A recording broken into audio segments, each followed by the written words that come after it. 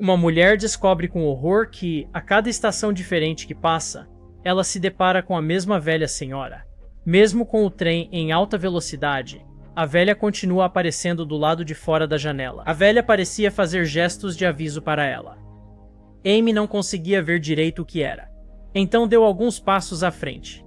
Mas a velha recuou na mesma proporção, mantendo sempre uma distância exata.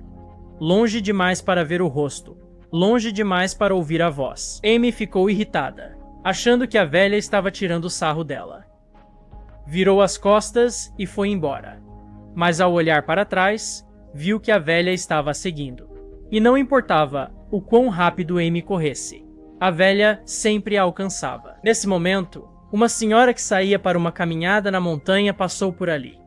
Amy correu até ela pedindo ajuda, que ela fosse perguntar à velha se precisava de alguma coisa, afinal era perigoso para uma idosa estar num lugar tão isolado.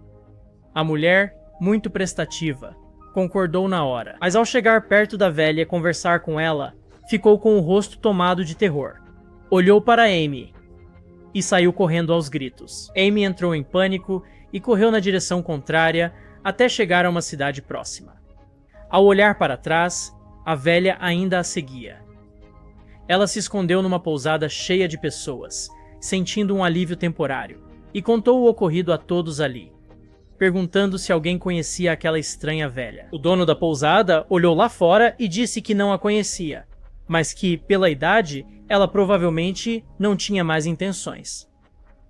Ele foi gentilmente convidar a velha para entrar e conversar, mas aconteceu exatamente a mesma coisa. Ele voltou com o rosto transtornado, olhou para Amy com horror e saiu correndo, e nunca mais voltou. Amy decidiu ficar hospedada na pousada indefinidamente, mas no quinto dia a dona a mandou embora. A velha ficava parada na porta, espantando os clientes. Amy não teve escolha e pegou o trem de volta para casa. Em casa, contou tudo para sua mãe. A mãe teve uma ideia. Ficariam em ligação telefônica enquanto ela se aproximava da velha. Assim Amy poderia ouvir o que era dito. Além disso, ela era a mãe de Amy. A mãe foi em direção à velha, mas conforme se aproximava, o sinal do celular foi caindo. Amy não conseguia ouvir nada. Quando percebeu que algo estava errado e gritou para a mãe voltar, já era tarde. A mãe olhou para Amy com horror, saiu correndo e sumiu de vez. Nunca mais voltou. Amy então procurou o Bureau do Sobrenatural. Os funcionários, muito profissionais, providenciaram câmeras de altíssima resolução para fotografar a velha.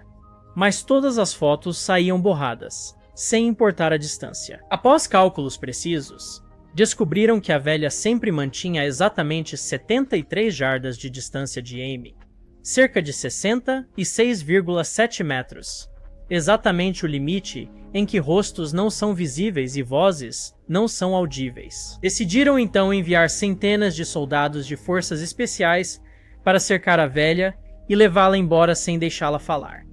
Mas de repente todos pararam, e após ouvirem a velha, viraram-se para Amy com olhares perturbados.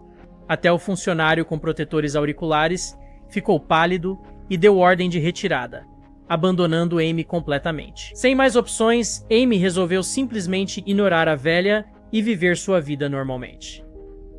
As duas passaram a coexistir dessa forma estranha, dia após dia, até que um dia, jantando com amigos, Amy viu na televisão um rosto familiar.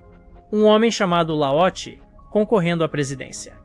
Ela se lembrou que um doutor do futuro lhe havia dito que esse homem venceria a eleição em 2025. E 2 anos depois, desencadearia uma guerra nuclear que destruiria o mundo. Amy quase riu. Encerrou o jantar, não esquecendo de levar consigo a misteriosa velha, e foi até o escritório de campanha de Laote, oferecendo-se como voluntária. Ninguém recusa mão de obra gratuita. Ela entrou na equipe. Laote foi subindo nas pesquisas e tornou-se o favorito à presidência. No dia do grande comício no estádio, Amy estava lá como parte da logística. Durante o ensaio do discurso, ela pulou a grade, foi até o gramado e abriu um aplicativo de medição de distâncias no celular. Ignorou todos os alertas dos seguranças. Só parou quando a distância entre ela e Laote marcou exatamente 73 jardas. No mesmo instante, a velha apareceu ao lado de Laote, gesticulou e disse algo. Laote ficou com um olhar vazio, olhou para Amy e saiu correndo. Nem 200 seguranças o alcançaram.